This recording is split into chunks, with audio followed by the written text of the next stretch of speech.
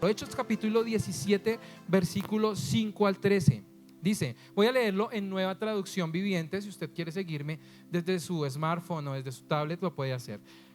Hechos capítulo 17, versículos 5 al 13. Dice, entonces ciertos judíos tuvieron envidia y reunieron a unos alborotadores en la plaza de mercado para que formaran una turba e iniciaran un disturbio. Atacaron la casa de Jason en busca de Pablo y Silas a fin de sacarlos a rastras y entregarlos a la multitud. Y si usted me permite, y yo solo hacer esto, déjemelo leer un poquito más actual, sin ánimo de cambiar el sentido del texto. Solamente dice, entonces ciertos judíos tuvieron envidia. Y yo quiero que usted diga conmigo envidia, tenga en cuenta esa palabra envidia. Y reunieron a unos alborotadores en la plaza de Bolívar para que formaran una turba e iniciaran un disturbio. Así que se metieron en el conjunto donde vivía Jason. Eso sería leerlo un poco más actual. Buscando a Pablo y a Silas a fin de sacarlos a rastras y entregarlos a la multitud. Como no encontraron allí en su lugar, sacaron arrastrando a Jason y a algunos de los creyentes y los llevaron al consejo de la ciudad. Pablo y Silas han causado problemas por todo el mundo, gritaban, y ahora están aquí perturbando. ¿Quién estaba perturbando? Pablo y Silas, según lo que están ellos manifestando. Y ahora están aquí perturbando también nuestra ciudad. Y Jason los ha recibido en su casa. Todos ellos son culpables de traición contra el César porque profesan lealtad a otro rey llamado Jesús. Versículo 8 dice, la gente de la ciudad y también los del consejo de la ciudad quedaron totalmente confundidos por esas palabras. Así que los funcionarios, obligaron a Jason y a los demás creyentes a pagar una fianza y luego los soltaron. Yo quiero que usted cierre sus ojitos y me acompañe a hacer una oración. Señor, hoy te rogamos que tú nos hables por medio de tu palabra, Señor. Yo te ruego que tú nos enseñes a entender, Señor, cómo debemos afrontar la situación de nuestro país. ¿Cuál debe ser la posición de la iglesia a la luz de tu palabra, Señor? Por eso te ruego que tú abras nuestra mente. Por eso te ruego que tú hables a nuestro corazón. Por eso te ruego, Señor, que tú nos permitas tener una mente abierta para lo que tú quieres enseñarnos. Dígale, Señor, abre mi mente en esta mañana, abre mi corazón a tus palabras, Señor, en el nombre de Jesús, amén. En estos días nuestra nación está pasando o pasó por un momento histórico, ¿cierto? Que hace rato no pasábamos, pero es triste porque no es un momento histórico por un hecho de gloria o por una meta que hayamos logrado, sino que ha sido por una extraña mezcla de emociones.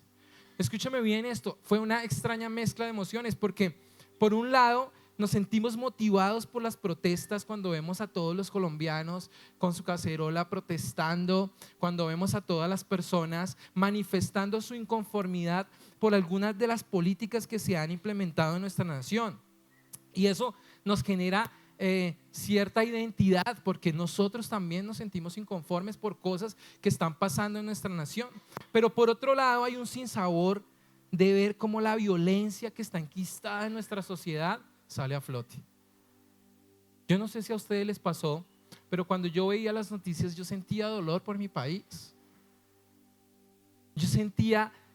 Me sentía identificado con muchas cosas que sucedían y me di cuenta que son un montón de sentimientos encontrados los que generan estas situaciones. Me causó dolor ver a los policías peleándose con los estudiantes, con personas encapuchadas, agrediendo a la fuerza pública a su vez, y me dolía mi país. No sé si a usted, pero a mí me dolía mi país, porque somos todos colombianos. Es algo que no le cabe a uno en la cabeza.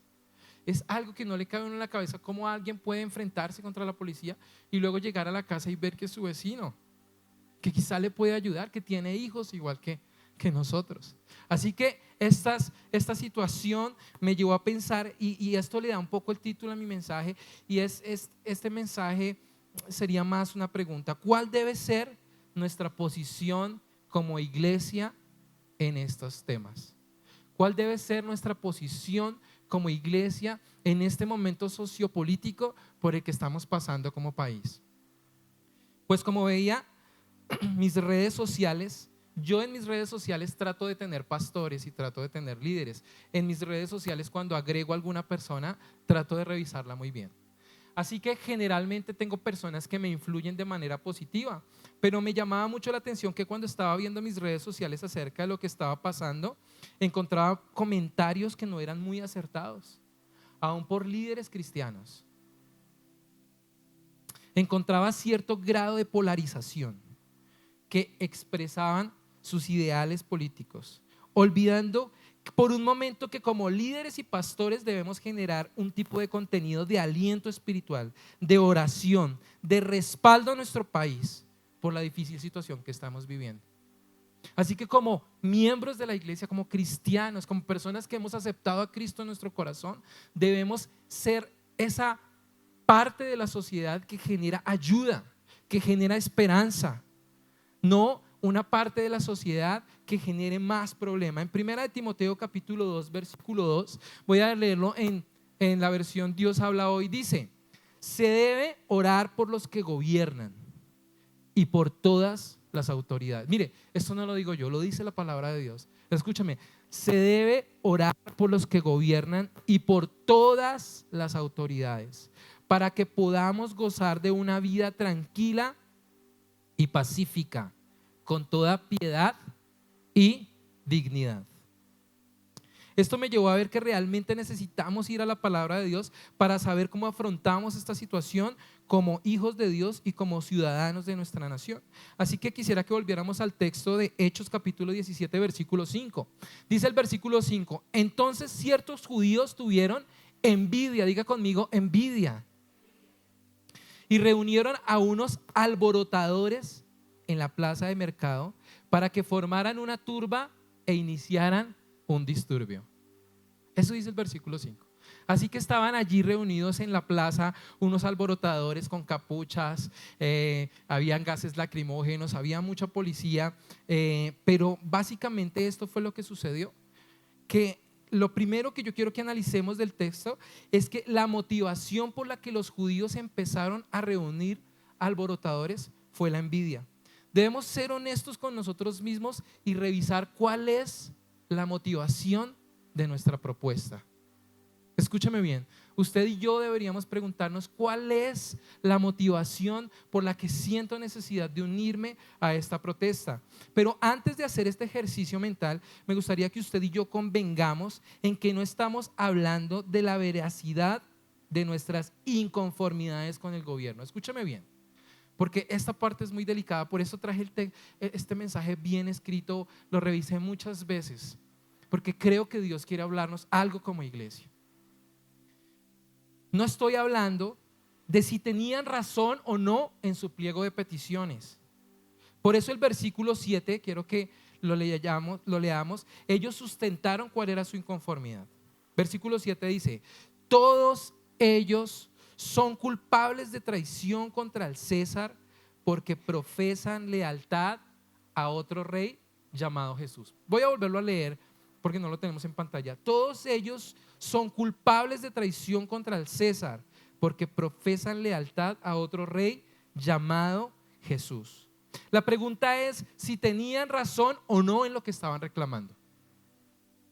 Claro que sí, claro que tenía razón, porque no podía existir otro rey por encima de César. No podía existir otra autoridad por encima de César. Así que socialmente tenían razón en lo que estaban reclamando.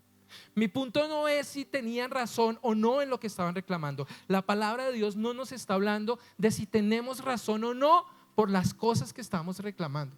La palabra de Dios está hablando de cuál es la motivación por la que estamos reclamando. Si la motivación por la que estamos pidiendo o poniendo en tela de juicio las inconformidades es la envidia o es realmente una motivación transparente. Entonces ciertos judíos tuvieron envidia y reunieron a unos alborotadores en la plaza de mercado para que formaran una turba e iniciaran un disturbio. ¿En qué motivación está basada nuestra protesta?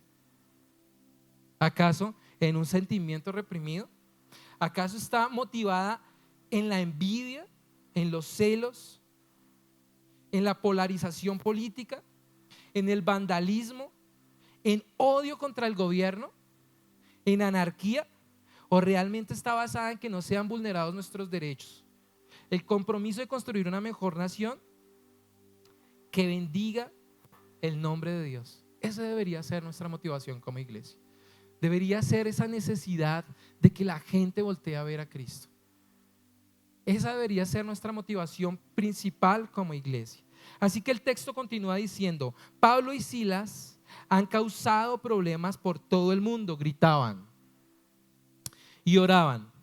Ahora están aquí perturbando también nuestra ciudad, y Jason los ha recibido en su casa.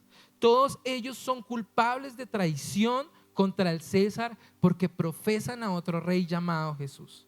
Realmente sí tenían una razón justificada para acusarlos de violar la ley, pero esto no les permitió escuchar el mensaje de salvación. Escúchame bien esta enseñanza que Dios trae hoy. Yo realmente creo que Dios quiere hablarnos como iglesia, y me da alegría que estemos grabando la predicación, porque me gustaría que usted la pudiera compartir incluso a sus amigos cristianos. El hecho de estar pensando en si tenían razón o no por lo que estaban reclamando les impidió escuchar el mensaje de salvación. Pablo y Silas estaban predicando el mensaje que les iba a salvar en la eternidad, pero ellos, por estar pensando en cosas políticas, no pudieron, se perdieron de lo mejor que traía el Señor para su vida. Y eso le está pasando a la iglesia. Por estar pensando en cosas políticas, nos perdemos el horizonte de cuál realmente es nosotros como cristianos, y es la cruz. Nosotros debemos ver a Jesús. Escúchame bien lo que Dios está hablando en este momento. Pues pusieron sus ideales políticos, sus leyes, y se dejaron llevar por la envidia, y por eso se perdieron de las buenas nuevas. Esto mismo le pasa a la iglesia de los cristianos. Nos polarizamos con ideas políticas. Por favor, escúcheme bien lo que voy a decir. Si puede, tome nota. No estoy diciendo que por encima, no estoy diciendo que no tengamos una posición política. Escúcheme bien. Ahorita una persona me decía: pero es que nosotros necesitamos entender lo que está sucediendo, necesitamos documentarnos, necesitamos tener una posición. ¿Sabe una cosa? Yo creo que sí, definitivamente como cristianos necesitamos tener una posición política. Necesitamos pensar. Aliento a nuestros jóvenes que estudien, que se preparen, que piensen, que aprendan, que lean. Me parece que debemos tener una posición política, pero lo que debemos tener en claro es que por encima de nuestra posición política está nuestra posición como hijos de Dios. Escúchame bien, por encima de cualquier situación política, somos antes que eso hijos de Dios. Por encima de nuestra ciudadanía colombiana está nuestra ciudadanía celestial. Así que no se le olvide eso. Por encima de mi ciudadanía colombiana está mi ciudadanía celestial. Por encima de nuestros argumentos políticos está la palabra de Dios. Así que yo no digo que usted no tenga un argumento, yo no digo que usted no tenga una mentalidad. Solo quiero que recuerde que usted es hijo de Dios, y que por encima de cualquier argumento político somos hijos de Dios. Por encima de esta ciudadanía colombiana que llevo y que amo está mi ciudadanía celestial. Pablo dijo: somos ciudadanos del reino de los cielos. Lo siguiente que quiero resaltar del texto es ambiente de confusión y temor. Ambiente de confusión y temor. El versículo 8 dice: la gente de la ciudad y también los del consejo de la ciudad quedaron totalmente confundidos. Diga conmigo: totalmente confundidos. Mire lo que dice la palabra. El resultado de estas protestas fue confusión. La palabra de Dios enseña que la gente y el consejo quedaron confundidos, pues aunque entendían que ellos reconocían a Jesús como su rey, no entendían cuál era el motivo del disturbio. un disturbio, pero sin metas claras. Eso es lo que genera un reclamo con la motivación incorrecta. Cuando hay motivación incorrecta, genera confusión. El resultado fue confusión. Además, Pablo y Silas no estaban en ese momento delante de ese consejo. Estaba la familia de Jason, estaban algunos creyentes. Así que el consejo dijo, bueno, ¿qué hacemos? No, pues cobrémosles una plata, hagamos que paguen una fianza y que se vayan. Pero la historia continúa. En el versículo 10 dice, esa misma noche, por favor no se pierda de lo que dice la palabra, dice, esa misma noche los creyentes enviaron a Pablo y a Silas a Berea. Cuando llegaron allí, fueron a la sinagoga judía. Los de Berea tenían una mentalidad abierta. Diga conmigo, mentalidad abierta. Que los de Tesalónica, y escucharon con entusiasmo, el mensaje de Pablo. Ese es mi tercer punto, una mentalidad abierta. Los creyentes enviaron a Pablo y a Silas a Berea. Y cuando llegaron allí, fueron a la sinagoga judía. ¿Sabe qué representa esa sinagoga judía? La iglesia. Eso representa esa sinagoga judía, la iglesia de hoy en día. Así que como nosotros como iglesia debemos tener una mentalidad abierta. ¿Y qué quiere decir una mentalidad abierta? Hace unos días estuve en Estados Unidos, específicamente en Charlotte, Carolina del Norte, y me pareció algo muy interesante porque me encontré con un país en donde sus ciudadanos y sus residentes ven al gobierno como una especie de Dios, que todo les resuelve y todo les provee. A nosotros los latinos no nos pasa eso, porque generalmente nuestros gobiernos son un poco deficientes, hay que decirlo. Pero cuando uno llega a una nación líder mundial, se encuentra que sus ciudadanos y sus residentes ven al gobierno como una especie de Dios, que les debe proveer, que les debe dar todo, que debe cubrir todas sus necesidades. Yo no sé si ustedes sabían, pero hace un tiempo que hubo un huracán en una zona, a esos ciudadanos de esa zona les mantuvieron y les daban un cheque mensual mientras que recuperaban la ciudad. Así que los ciudadanos ven al gobierno como una especie de Dios. Pero una de las cosas que más me llamó la atención fue el grado de polarización política que hay en Estados Unidos. Allí básicamente hay dos tipos de partidos políticos, que son los demócratas y los republicanos. El tema es que cuando uno empieza a hablar de política en ese país, algunas personas parece que piensan que Dios es republicano o que Dios es demócrata. Y esto suena súper chistoso, pero ni usted ni yo tenemos vínculo con ninguna de esas políticas. Usted no sabe yo no sabía si el presidente es republicano o demócrata, porque no conocemos esa política. No es nuestra política, así que no nos interesa ese tema. Pero lo interesante es que cuando yo los escuchaba ver como que piensan que Dios es republicano, Dios es demócrata, lo único que yo pensaba era que es muy ridículo tratar de encasillar a Dios dentro de un partido político. Cuando uno escucha a los gringos hablar, el tema se pone más serio cuando yo llego a Colombia y me doy cuenta que el panorama es muy similar, que la iglesia y los cristianos manifestamos nuestros ideales sociopolíticos basándonos en lo que creemos o pensamos y no en la palabra de Dios. Así que también polarizamos y queremos polarizar a Dios, y no podemos hacer eso, porque Dios es más grande que cualquier política. No importa que sea Estados Unidos o que sea Colombia o que sea Japón, Dios siempre va a estar por encima de cualquier pensamiento político. No podemos tener la idea tonta de creer que podemos aminorar a Dios a un ideal. En Filipenses capítulo 3 versículo 20, también en Nueva Traducción Viviente dice: en cambio nosotros somos ciudadanos del cielo, donde vive el Señor Jesucristo, y esperamos con mucho anhelo a que Él regrese como nuestro Salvador. Así que tenemos que tener nuestra mente abierta y no dejarla cerrar a conceptos humanos. Tener mente abierta como iglesia es entender que no estamos llamados a un partido político, no estamos llamados a dar nuestro concepto personal necesariamente.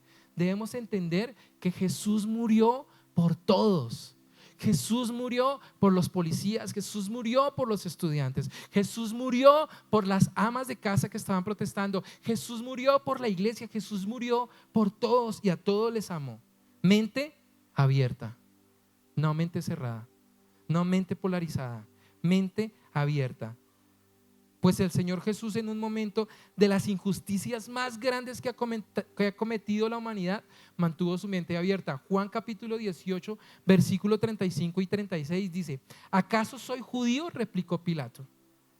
Mire lo que dice Pilato: ¿acaso yo soy judío? Tu propio pueblo y tus principales sacerdotes te trajeron a mí para que yo te juzgue. ¿Por qué? ¿Qué has hecho? Jesús le contestó. Escuche bien lo que el Señor contestó. ¿Qué es lo que usted y yo deberíamos hablar? Mi reino no es un reino terrenal. Si lo fuera, mis seguidores lucharían para impedir que yo sea entregado a los líderes judíos. Pero mi reino no es de este mundo. Jesús, cuando estuvo en la tierra como hombre, entendía que había algo más allá. No iba a pelear por lo poco, conociendo lo grande. Mente abierta. Como cristianos no podemos cerrar nuestra mente. Como iglesia no podemos cerrar nuestra mente. No podemos polarizar con comentarios en las redes. Debemos saber que nuestro reino no es de este mundo y debemos saber cuál es el papel que debemos jugar como cristianos. Por eso no podemos rebajar la iglesia. Escúchame esta palabra que utilicé: no podemos rebajar la iglesia o el altar a un concepto humano o particular o partido político, sino que como iglesia debemos entender que Cristo murió y nos amó a todos y murió por todos. Dios supera las expectativas de cualquier política, así que nosotros deberíamos representar eso que Jesús hizo. Deberíamos ser la voz de Jesús en estos momentos en la tierra. Deberíamos poder representar eso. El texto continúa diciendo en el versículo 11: los de Berea tenían una mentalidad más abierta que los de Tesalónica y escucharon con entusiasmo el mensaje de Pablo.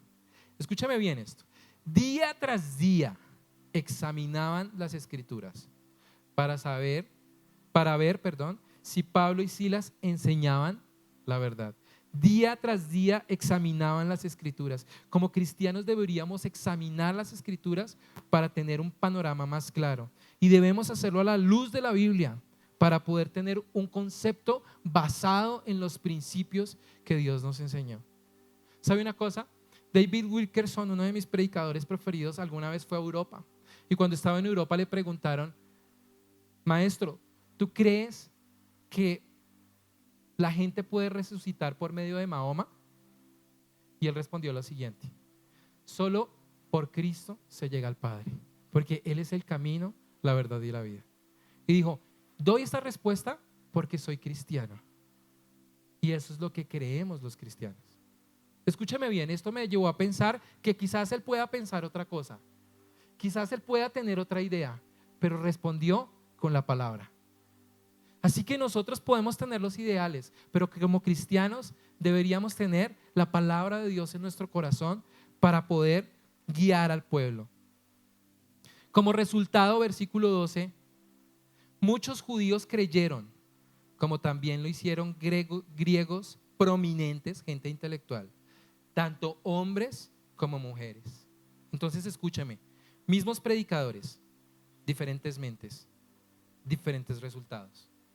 ¿Se acuerdan que el anterior resultado cuál fue? Confusión. Ahora, en otro lugar, los mismos predicadores, pero otras mentes abiertas. ¿Cuál fue el resultado?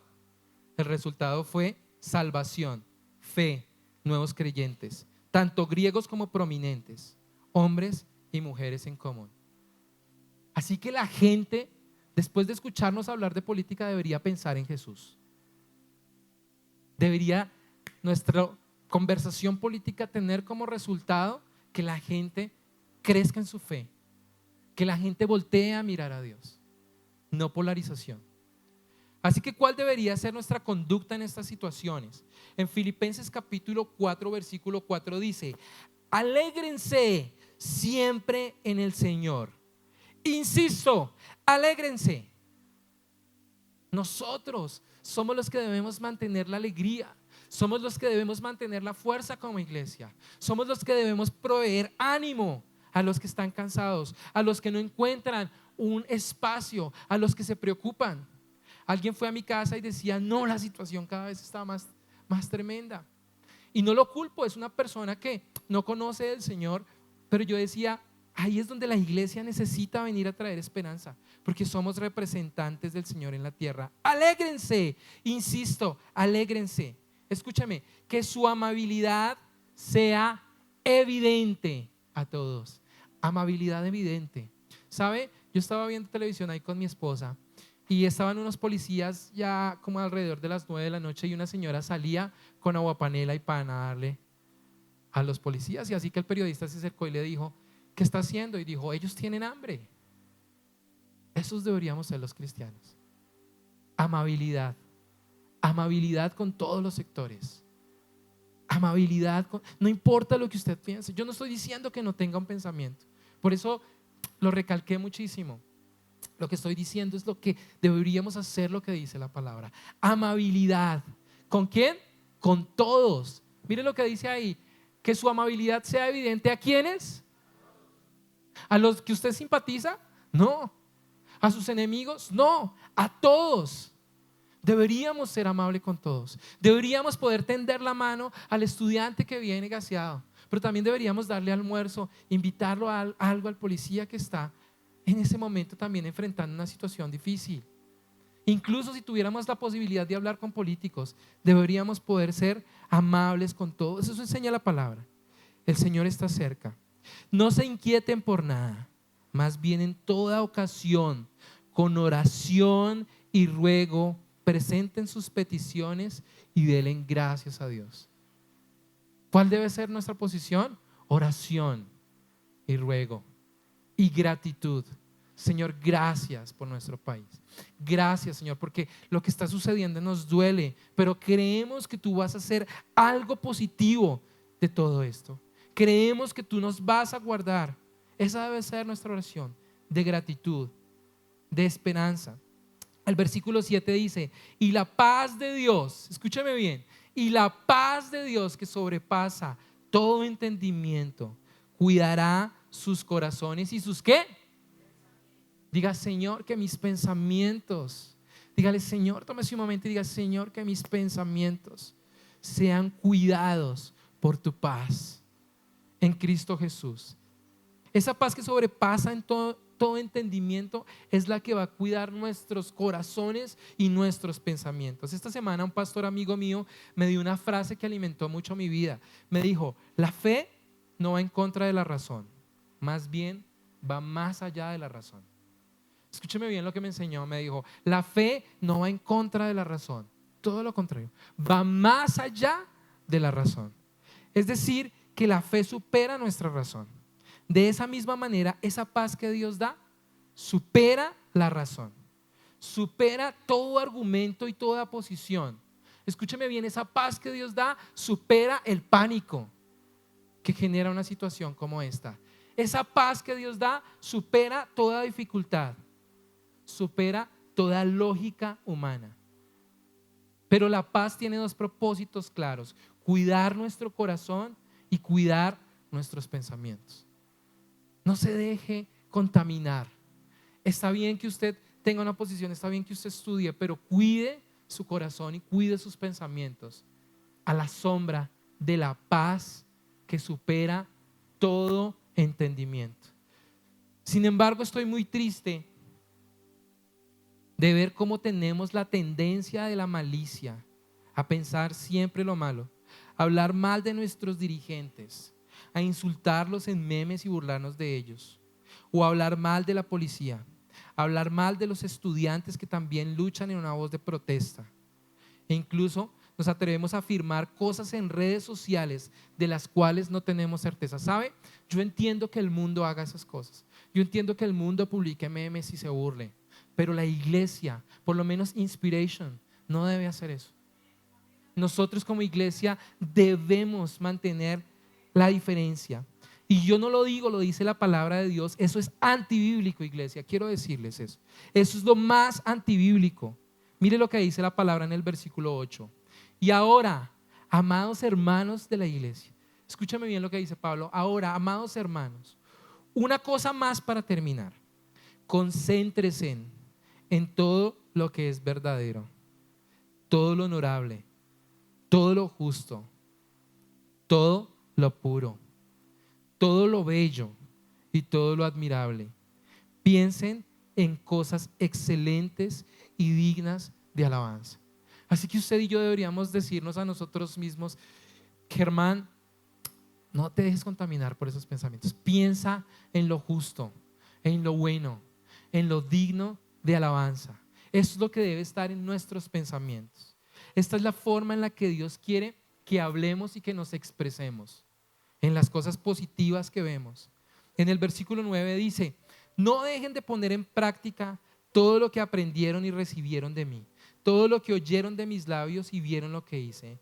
Entonces el Dios de paz estará con ustedes. Si queremos ver nuestra nación en paz, si queremos que el Dios de paz esté con nosotros, entonces debemos mantener nuestra mente abierta, mantener nuestros pensamientos en todo lo bueno, en todo lo justo, en todo lo honorable, siendo amables con todos los sectores, teniendo cuidado en lo que compartimos, en lo que hablamos, a lo que le damos like. Quiero terminar con este versículo que está en Salmos capítulo 34. No se lo pasé a Juli, pero yo quiero que usted me escuche lo que dice. Salmos capítulo 34, versículo 13 y 14 dice: entonces refrena tu lengua de hablar mal y tus labios de decir mentiras. Apártate del mal y haz el bien. Busca la paz y esfuérzate por mantenerla. Busca la paz y esfuérzate por mantenerla. Busca la paz y esfuérzate por mantener la iglesia. Busca la paz y esfuérzate por mantenerla. El resultado de estos alborotadores, el resultado de esta situación que generaron para atacar a Pablo no fue más que confusión. Pero cuando había mente abierta, el resultado fue fe, salvación. Yo quiero que usted cierre sus ojitos.